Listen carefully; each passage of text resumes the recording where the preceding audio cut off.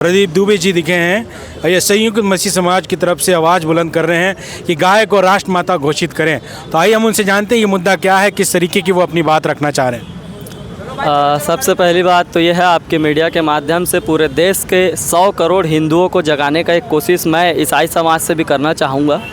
जिस प्रकार से छत्तीसगढ़ हो या पूरे देश हो, जो वातावरण बदला हुआ है गाय के मांस को लेकर के और गौ तस्करी को लेकर के, बीते हुए दिनों में हमने देखा है कि छत्तीसगढ़ में बहुत सारे विभिन्न प्रकार के लड़ाई और झगड़ा बातें उत्पन्न हुई है। सतनामी समाज के लोगों को मारा गया, ईसाई समाज के लोगों को मारा गया, मुस्लिम समाज के लोगों को मारा गया। मात्र एक ही मुद्दा था कि उन्होंने गाय का तस्करी कर रहा था। अब गाय का तस्करी कर रहे थे तो क्यों कर रहे थे, किस लिए कर रहे थे, कैसे कर रहे थे, इसका कोई जांच का विषय नहीं बना और न किसी प्रकार का जांच हुआ पुलिस प्रशासन के द्वारा, शासन प्रशासन के द्वारा। मतलब आपका कहना ये है कि ये राजनीतिक मुद्दा है। गाय एक राजनीतिक मुद्दा शुरू से रहा है। आज देखिए 2014 से लेकर अब तक भारतीय जनता पार्टी की सरकार है, माननीय प्रधानमंत्री है मोदी जी और माननीय गृह मंत्री है अमित शाह जी, और देश में लगभग पूरे 22 राज्य में भारतीय जनता पार्टी का सरकार है। उसके बावजूद गाय को आज यदि रक्षा नहीं मिल पा रहा है, सुरक्षा नहीं मिल पा रहा है, तो आप गाय पे राजनीति करना बंद कर दो।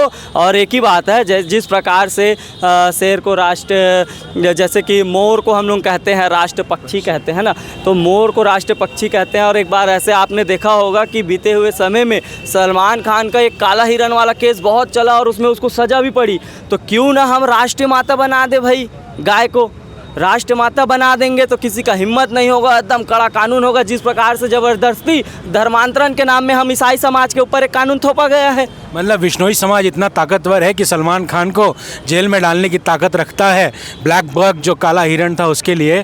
तो क्या पूरा समाज ये हिम्मत नहीं कर सकता कि गाय को राष्ट्रमाता घोषित करें? आप लोग को ये मांग करने की क्या ज़रूरत हो गई? समाज तो शुरू से मांग कर रही है कि गाय, आप मसीह समाज है, आप हिंदू समाज नहीं है। हम हिंदू समाज नहीं, हम मसीह समाज है, हम भी समर्थन दे रहे हैं भाई। क्यों किसी के वजह से, किसी पशु के वजह से या किसी गाय के वजह से, आप लोग के शब्द के माध्यम से मैं कहना चाह रहा हूं कि गाय को पशु मानते हैं, राष्ट्र पशु मानते हैं, कई लोग राष्ट्र माता मान रहे हैं, अपने अपने मानने की श्रद्धा है। जब तक वो दूध पीते हैं तब तक मानते हैं, और जब दूध को डेयरी में ले जाके बेचते हैं तब उनकी राष्ट्रभक्त कहाँ जाती है गाय के प्रति। और उसी प्रकार से पनीर बना के खा रहे हैं और पनीर को खुद बेच रहे हैं और उससे अपना पेट पाल रहे हैं, तब तक कहाँ गई इनकी माता भक्ति।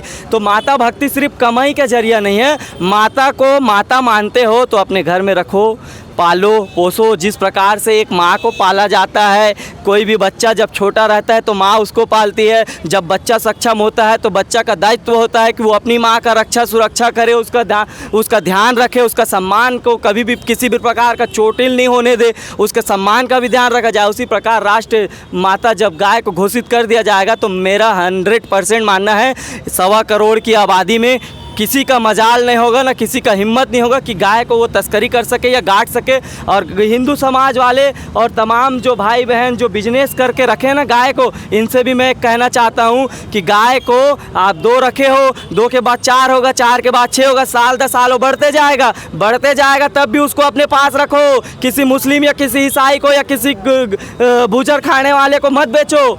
अगर इतना ही भक्ति और इतना ही प्यारा तुमको अपनी गाय माता लगती है तो मतलब आप हिंदुओं को जागरूक करने के लिए कह रहे हैं? बिल्कुल हिंदू को जागरूक करेंगे। हम क्यों किसी समाज को आपस में लड़ने देंगे जी। हम तो शुरू से कहते हैं हिंदू मुस्लिम सिख ईसाई आपस में हम सब भाई।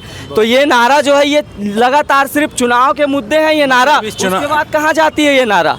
मतलब उस बयान को आप सार्थक करना चाह रहे हैं, सारे जो भाई